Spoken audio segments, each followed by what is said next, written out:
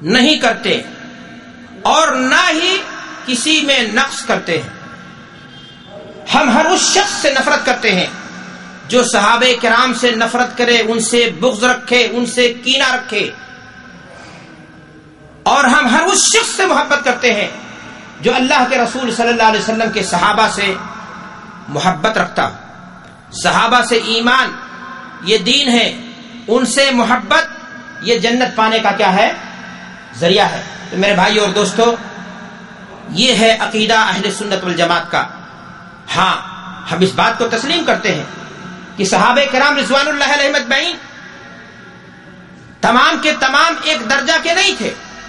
ان میں کوئی صدیق ہے، کوئی فاروق ہے، کوئی خلیفہ راشد ہے، کوئی مبشر بالجنہ ہے، کسی کو اللہ کے رسول صلی اللہ علیہ وسلم نے امین هذه الامہ کا خطاب دیا ہے، کسی کو سیف من سیوف اللہ کہا ہے۔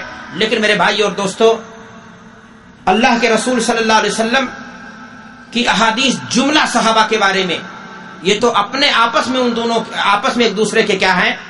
مقامات ہیں۔ سب گلشن نبوت کے گہوارے، سب گلشن نبوت کے پھول ہیں، مہکتے ہوئے پھول ہیں، سب کی خوشبو اپنی الگ الگ ہے، جدا گانا ہے۔ لیکن ادنا صحابی بھی اس مقام اور مرتبے کو حاصل ہے کہ آج کی دنیا کا سب سے بڑا ولی اللہ، اس کا ایمان اور اس کا تقوی، ادنا صحابی جس نے ایک پل اللہ کے رسول صلی اللہ علیہ وسلم کو ایمان کی حالت میں دیکھا ہے اور آپ کے ساتھ بیٹھا ہے، اس کی برابری اور اس کا مقابلہ نہیں کر سکتا۔ میرے بھائی اور دوستو، میں نے آپ سے کہا کہ صحابہ کرام کا دفاع یہ ایمان کا تقاضا ہے۔ خود خالق کائنات نے قرآن مجید میں صحابہ کرام رضوان اللہ علیہ اجمعین کا کیا کیا ہے؟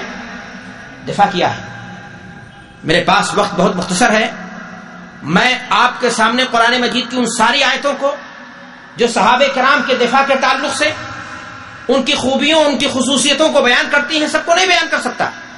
علماء کرام نے، علماء اسلام نے تقریباً 200 سے زائد آیتیں بتائی ہیں جو کسی نہ کسی طریقے سے صحابہ کرام رضوان اللہ علیہم اجمعین کی خوبیوں کو بیان کرتی ہیں، ان کی خصوصیتوں کو بیان کرتی ہیں، ان کے جنتی ہونے کی بشارت دیتی ہیں، اس بات کی گواہی اور دہائی دیتی ہیں کہ اللہ تبارک و تعالیٰ ان سے راضی تھا اور وہ اللہ سے کیا تھے؟ راضی تھے۔ اس بات کی سرٹیفکیٹ پیش کرتی ہیں کہ انہوں نے اللہ سے وعدہ کیا ہوا، جو کچھ وعدہ کیا تھا وہ اس پر پوری زندگی کیا رہے؟ قائم رہے۔ میرے بھائی اور دوستو، میں نے آپ سے کہا کہ آیتیں بہت ہیں، لیکن میں اپنے ذوق کے مطابق آپ کے سامنے اس مختصر سے وقت میں چند آیتیں رکھوں گا جو صحابہ کرام رضوان اللہ علیہم اجمعین کے خصوصیات کو، ان کی خوبیوں کو بیان کرتی ہیں، اور جس کے ذریعہ آپ کو ان کے مقام اور مرتبے کو سمجھنے میں آسانی ہوگی اور اب آپ کے ایمان میں کیا ہوگی؟ تازگی ہوگی۔ میرے بھائی اور دوستو، خطبہ مسنونہ کے بعد آپ کے سامنے قرآن مقدس کی میں نے چند آیات پڑھی تھی۔ اللہ تبارک و تعالیٰ نے ان آیات میں صحابہ کرام کی کن خوبیوں کو بیان کیا ہے؟ ان کو سمجھنے سے پہلے آیت کریمہ کے ہم پہلے جملے پر غور کرتے ہیں۔ اللہ تعالیٰ قرآن مجید کے اندر ارشاد فرما رہا ہے، محمد رسول اللہ، محمد صلی اللہ علیہ وسلم اللہ کے رسول ہیں۔ اس آیت کریمہ میں اللہ تبارک و تعالیٰ نے صحابہ کرام کی متعدد خصوصیتوں کو، متعدد صفات کو، ان کی متعدد خوبیوں کو بیان کیا ہے، لیکن ان خوبیوں کے بیان کرنے سے پہلے اللہ تعالیٰ فرما رہا ہے محمد رسول اللہ، محمد صلی اللہ علیہ وسلم کیا ہے؟ اللہ کے رسول ہیں۔ یہ ایک دعویٰ پیش کیا ہے قرآن مجید نے، اور اس دعوے کی صداقت کے لیے محمد الرسول اللہ صلی اللہ علیہ وسلم کے شاگردوں کو، ان کی عملی زندگی کو، ان کے صحابہ کی زندگی کو، ان کے ایمان کو بطور شہادت پیش کیا ہے کہ تم اگر اس رسول کی رسالت کو سمجھنا چاہتے ہو تو اس کے شاگردوں کی زندگی کو دیکھو، اس لیے کہ جس کے شاگرد اتنے جیالے ہوں گے، جس کے شاگرد اتنے نرالے ہوں گے، جس کے شاگرد اتنے باکردار ہوں گے، اتنے اعلیٰ کردار کے ہوں گے، وہ اس کا رسول ہونا خود ہی کیا ہو جاتا ہے؟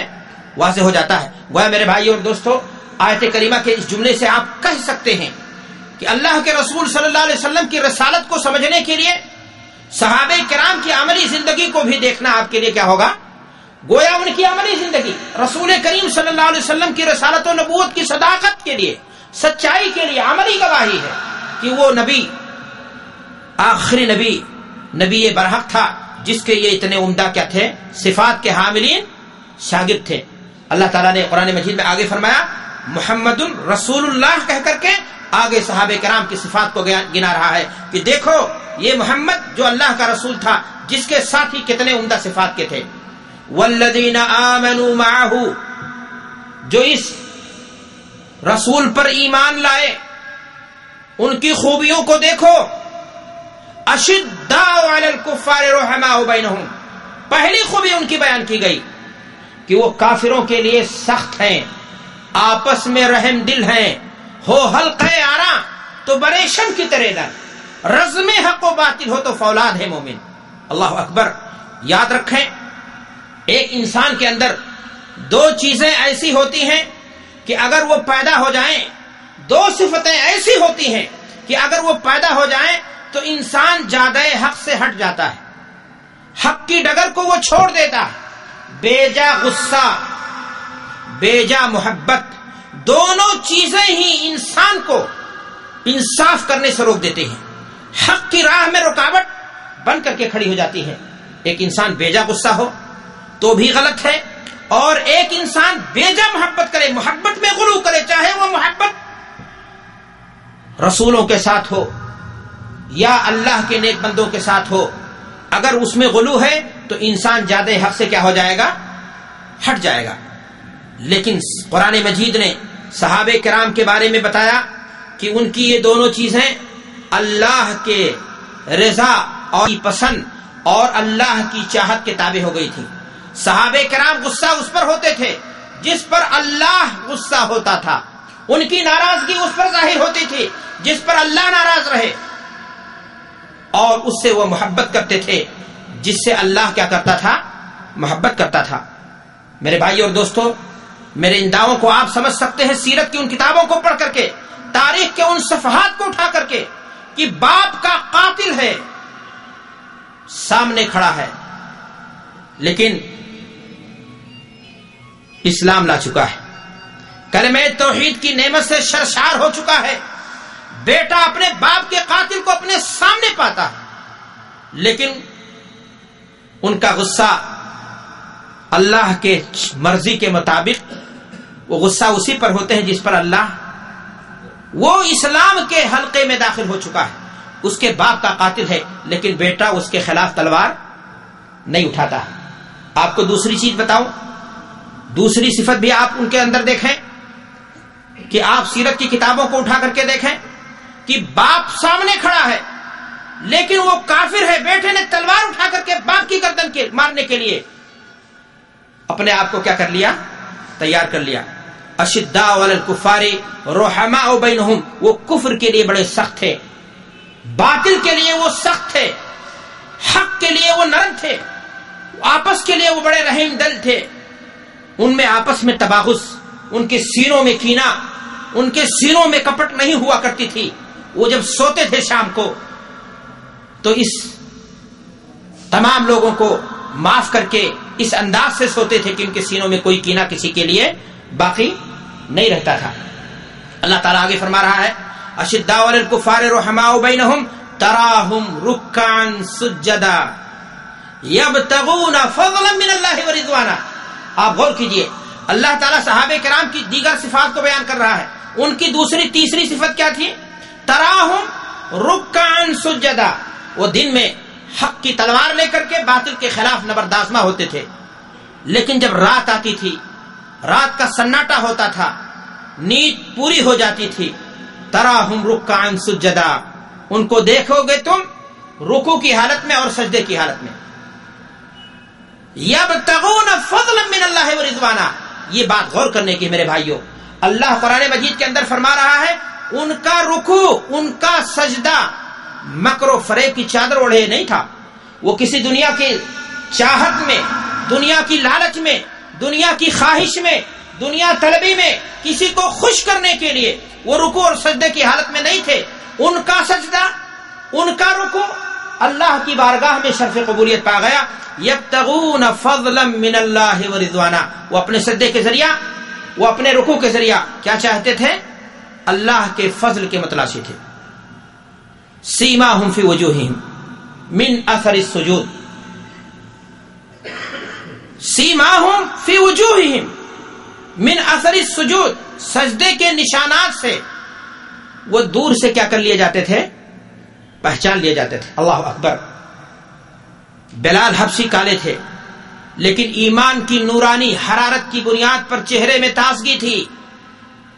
ہونٹ موٹے تھے لیکن دل ایمان کی نورانی طاقت سے معمور تھا. دور سے جانے جاتے تھے کہ یہ محمد رسول اللہ صلی اللہ علیہ وسلم کے کیا ہیں؟ ساتھی ہیں، صحابی ہیں، ان کے شاگردان ہیں، ان کے تلاميذ ہیں، جن کی تربیت خود آمنہ کے لال حضرت محمد رسول اللہ صلی اللہ علیہ وسلم نے کی ہے. سیماہم فی وجوہہم من اثر السجود ذالک مثلہم فی التوراۃ ومثلہم فی الانجیل. اللہ اکبر.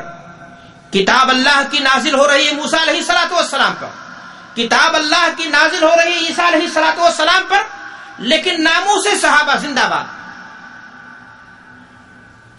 فضائل صحابہ زندہ باد، ان کی عزت و احترام کا، ان کی بلند کرداری کا تذکرہ ہو رہا ہے. ذالک مثلہم فی التوراۃ ومثلہم فی الانجیل. تورات میں بھی ہو رہا ہے اور انجیل میں بھی ہو رہا ہے، ان کتابوں میں ہو رہا ہے جو کتابیں اس نبی کے آنے سے پیشتر ہی اتر گئی تھیں کہ اللہ ایک آخری نبی بھیجے گا اور اس کے ساتھی اتنے بلند کردار کے ہوں گے، اتنے اچھے کردار کے ہوں گے، اور اس طرح سے اسلام کی دعوت کو وہ دنیا کے اندر کیا کر دیں گے؟ پہنچا کر کے امت اسلام کے لیے محسن بننے کا کام کریں گے. میرے بھائی اور دوستو، اللہ آگے فرماتا ہے ذالک مثلہم فی التوراۃ ومثلہم فی الانجیل کزرع اخرج شطأہ فآزرہ. صحابہ کرام کی مثال دیتے ہوئے اللہ نے قرآن مجید کے اندر فرمایا کہ ان کی مثال اس اخوے کے مانند ہے، اخرج، اس کھیتی کے مانند ہے جو دانا پہلے اپنا اخوا نکالتا ہے، بڑا کمزور ہوتا ہے.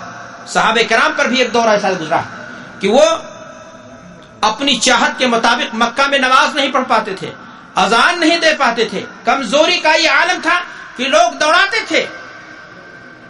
کزرع اخرج شطأہ فآزرہ، لیکن ایمان جاگزی ہوتا گیا، لوگ ملتے گئے، قافلہ جڑتا گیا، ایمان والوں کی تعداد بڑھتی گئی، اور دھیرے دھیرے پھر ان کو طاقت ملی.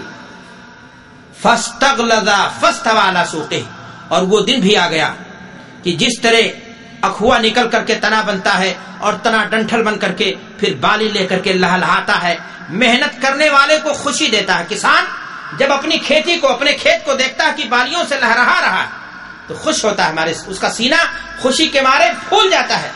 یہی حال اللہ کے رسول جناب محمد رسول اللہ صلی اللہ علیہ وسلم کا، اپنی تربیت، اپنی محنت، اپنی جد و جہد کا نتیجہ اللہ کے رسول صلی اللہ علیہ وسلم نے اپنے صحابہ کی شکل میں دیکھا، اور ان کو جب مدینہ الرسول میں اسلامی اسٹیٹ کی شکل میں وہ ظاہر ہوا تو اللہ کے رسول صلی اللہ علیہ وسلم کو یہ دیکھ کر کے کیا ملتی تھی؟ خوشی حاصل ہوتی تھی. لیکن کفر جلتا تھا. ایمان کی طاقت جب فزوں تر ہوگی، ایمان کی طاقت جب بڑھے گی تو باطل جو ہے اس کا سینہ دھواں اٹھے گا، اس کے سینے میں، اس کے سینے میں چبھن پیدا ہوگی. اللہ فرماتا ہے لِيَغِيظَ بِهِمُ الْكُفَّارِ. یہ بات اسی وقت نہیں، آج کا بھی معاملہ ہے. اگر حق کی آواز کہیں اٹھتی ہے، اہل خیر لوگ، اچھے لوگ اکٹھا ہوتے ہیں تو لوگوں کو ڈر لگنے لگتا ہے کہ یہ لوگ فتنہ پیدا کر دیں گے. اللہ اکبر. جو فسادی ہیں وہ اللہ کے نیک بندوں کے بارے میں ایسی باتیں کرنے لگتے ہیں. اللہ فرما رہا ہے قرآن میں لِيَغِيظَ بِهِمُ الْكُفَّارِ. آگے ذرا غور کرنا میرے بھائی اور دوستو، یہ آیت کا یہ ٹکڑا صحابہ کرام کے لیے مزدے جاں فضا ہے. ان کی صداقت و سچائی کا، ان کے ایمان کی بلندی کا اور قبولیت کی گواہی ہیں. اللہ تعالیٰ قرآن مجید میں ارشاد فرما رہا ہے وعد اللہ الذین آمنوا وعملوا الصالحات منہم مغفرۃ واجرا عظیما. اللہ تبارک و تعالیٰ نے ان سے وعدہ کیا ہے بخشش کا.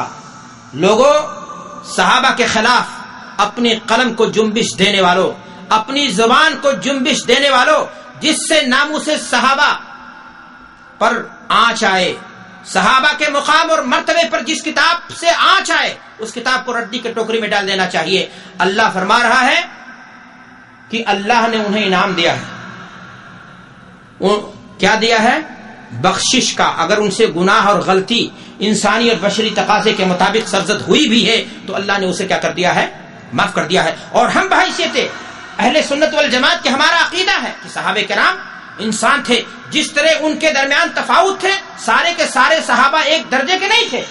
میں نے آپ سے کہا کہ انبیاء کے بعد اگر کسی گروہ کو بلند مقامی حاصل ہے متبعین میں، تو وہ محمد الرسول اللہ صلی اللہ علیہ وسلم کے ماننے والے لوگ ہیں، جن کو ہم شریعت کی زبان میں کیا کہتے ہیں؟ صحابہ کہتے ہیں، جن کو ہم شاگردان رسول کہتے ہیں. اور ان میں سب سے بلند تر مقام کس کا ہے؟ ابو بکر صدیق کا ہے. صدیق کی صداقت پر قرآن گواہی دیتا ہے، نبی کا فرمان گواہی دیتا ہے، اور اس نبی کے شاگردان صدیق کی صداقت پر، ان کے افضلیت پر، ان کے برتریت پر اللہ کے نبی صلی اللہ علیہ وسلم فرماتے ہیں میں تھا، میرا صدیق تھا، میں تھا فلاں جگہ، میں نکلا، اس کے بعد میرا صدیق نکلا. ثانی اثنین اذ ہما فی الغار، دو میں کا وہ دوسرا تھا. اللہ کو یہ سنگت ایسی پسند آئی، ایسی بھائی کہ زندگی میں بھی اور زندگی کے بعد بھی اللہ کے رسول صلی اللہ علیہ وسلم کے پہلو میں ہو گئے اور دو میں کے دوسرے ہو گئے.